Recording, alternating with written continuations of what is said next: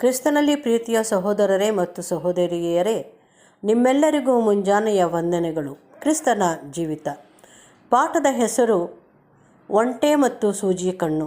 Reference ಪುಟ 4658, ಪುಟದ ಸಂಖ್ಯೆ 92-93.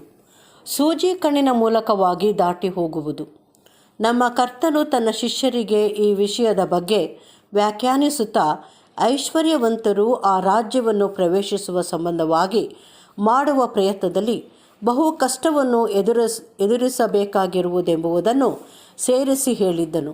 ಆತನು ಖಂಡನಾ ರೀತಿಯಲ್ಲದೆ ವಾಸ್ತವದಲ್ಲಿ ಸಹಾನುಭೂತಿಪೂರ್ಣನಾಗಿ ಹೀಗೆ ಹೇಳಿದನು: ಧನವಂತರು ದೇವರ ರಾಜ್ಯದಲ್ಲಿ ಸೇರುವುದು ಎಷ್ಟೋ ಕಷ್ಟ. ಐಶ್ವರ್ಯವಂತನು ದೇವರ ರಾಜ್ಯದಲ್ಲಿ ಸೇರುವುದಕ್ಕಿಂತ ಒಂಟೆಯು ಸೂಜಿ ಕಣ್ಣಿನಲ್ಲಿ ನುಗ್ಗುವುದು ಸುಲಭ. ಇದು ವಿಶೇಷವಾಗಿ ಶಿಷ್ಯರನ್ನು ಅತ್ಯಂತ ಚಕಿತರನ್ನಾಗಿ ಮಾಡಿತ್ತು. ಯಾಕೆಂದರೆ ತಮ್ಮ ದಿನದಲ್ಲಿನ ಧಾರ್ಮಿಕರಲ್ಲಿ ಬಹುಪಾಲಿನವರು ಐಶ್ವರ್ಯವಂತ ವರ್ಗಕ್ಕೆ ಸೇರಿದವರಾದ ಶಾಸ್ತ್ರಿಗಳು ಮತ್ತು ಫರಿಸಾಯರೆಂಬುದು ಅವರಿಗೆ ತಿಳಿದಿತ್ತು. ಅವರು ಉತ್ತರವಾಗಿ ಕೇಳಿದ್ದು, ಇವರಿಗೆ ಸಾಧ್ಯವಾಗದಿದ್ದಲ್ಲಿ ಮತ್ತೆ ಯಾರಿಗೆ ದೇವರ ರಾಜ್ಯದಲ್ಲಿ ಸೇರಲು ಸಾಧ್ಯ? ಮನುಷ್ಯರಿಗೆ ಅಸಾಧ್ಯವಾದ ಕಾರ್ಯಗಳು ದೇವರಿಗೆ ಸಾಧ್ಯವಾಗಿದೆ ಎಂಬುದು ನಮ್ಮ ಕರ್ತನ ಉತ್ತರವಾಗಿತ್ತು. ದೇವರು ಧನಿಕರನ್ನು ನಿರಾಕರಿಸಿದೆಯಾದಲ್ಲಿ ಆ ರಾಜ್ಯಕ್ಕೆ ಸೇರಿಸಿಕೊಳ್ಳಲು ಆತನಿಗೆ ಒಬ್ಬನಾದರೂ ಸಿಗಲು ಸಾಧ್ಯವೇ ಇಲ್ಲವೆಂದು ಮನುಷ್ಯರು ಹೇಳುವ ಪ್ರವೃತ್ತಿಯುಳ್ಳವರಾಗುವರು. ಒಂದೇ ಮಾತಿನಲ್ಲಿ ಹೇಳುವುದಾದರೆ, ಐಶ್ವರ್ಯವಂತನಾದ ಯಾವ ಮನುಷ್ಯನೂ ದೇವರ ರಾಜ್ಯಕ್ಕೆ ಸೇರಲು ಸಾಧ್ಯವಿಲ್ಲ. ಅವನು ತನಗಿರುವುದೆಲ್ಲವನ್ನೂ ಕರ್ತನಿಗೆ ಕೊಟ್ಟು ಬಿಡಬೇಕು. ಇಲ್ಲವಾದಲ್ಲಿ ಆ ರಾಜ್ಯದಲ್ಲಿ ಒಂದು ಸ್ಥಾನವನ್ನು ಪಡೆಯಲು ನಿರಾಕೃತರಾಗುವರು. ದೇವರ ರಾಜ್ಯಕ್ಕೆ ಅಂಗೀಕೃತರಾಗುವುದಕ್ಕೆ ಇರುವ ಷರತ್ತು ವಿಧಿಗಳು ಬಡವರಿಗಿರುವಂತೆ ಐಶ್ವರ್ಯವಂತರಿಗೂ ಒಂದೇ ಆಗಿರುವುದು. ಯಾವಾತನು ಬಹು ಬೆಲೆಯುಳ್ಳ ಮುತ್ತನ್ನು ಹೊಂದಲಿರುವನೋ ಅವನು ಅದನ್ನು ಪಡೆದುಕೊಳ್ಳುವುದಕ್ಕಾಗಿ ತನಗಿರುವುದೆಲ್ಲವನ್ನೂ ಮಾರಿಬಿಡಬೇಕು. ಐಶ್ವರ್ಯವಂತರು ಕರ್ತನಿಗಾಗಿ ಎಲ್ಲವನ್ನು ಬಿಟ್ಟುಕೊಡಬೇಕು. ಅನಂತರ ತಮ್ಮ ಆ ಧನದ ವಿಷಯದಲ್ಲಿ ಅವರು ಮನೆವಾರ್ತೆಯವರಾಗಿ ತಮ್ಮ ಆ ಧನದ ಮನವಾರ್ತೆಯ ವಿಷಯದಲ್ಲಿ ಹೊಣೆಗಾರರಾಗುವರು.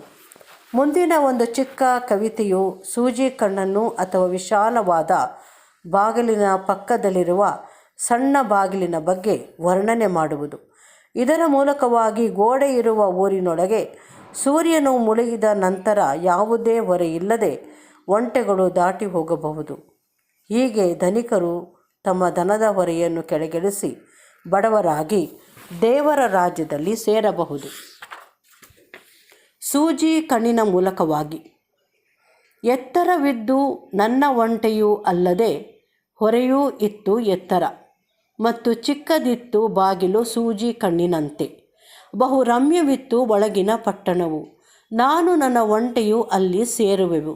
ದ್ವಾರಪಾಲಕನು ಕೂಗಿದ್ದು, ಕೆಳಗಿಳಿಸಬೇಕು ನೀವು ಹೊರೆಯ, ಬಿಸಾಟಬೇಕು ನಿಮ್ಮ ಹೆಮ್ಮೆಯ ಆ ಕಟ್ಟನ್ನು. ಮಾಡಿದೆನು ನಾನು ಇದನ್ನು, ಆದರೆ ದೊಡ್ಡದಾಗಿತ್ತು ಹೊರೆಯು, ಅತಿ ವಿಶಾಲವಾಗಿತ್ತು ಅದು ಇಕ್ಕಟ್ಟಾದ ಬಾಗಿಲಿಗೆ. ದ್ವಾರಪಾಲಕನು ಹೇಳಿದ್ದು, ಕಡಿಮೆ ಮಾಡು, ಈಗ ಅದನ್ನು ತೆಗೆದಿಡು, ಅಡ್ಡಿ ಮಾಡುವ ಸ್ವಾರ್ಥವ. ವಿಧೇಯನಾದೆ ನಾನು, ಅದು ಬಹು ಸಡಗರವಾಗಿ. ನಾನಾಗಲಿ ಒಂಟಿಯಾಗಲಿ ಇಷ್ಟಾದರೂ ದಾಟಿ ಹೋಗಲಾಗಲಿಲ್ಲ. ಆಹಾ, ದ್ವಾರಪಾಲಕನು ಅಂದದ್ದು, ಹೊತ್ತಿರಬೇಕು ನಿನ್ನ ಹೊರೆಯು ಚಿನ್ನದಲ್ಲಿ.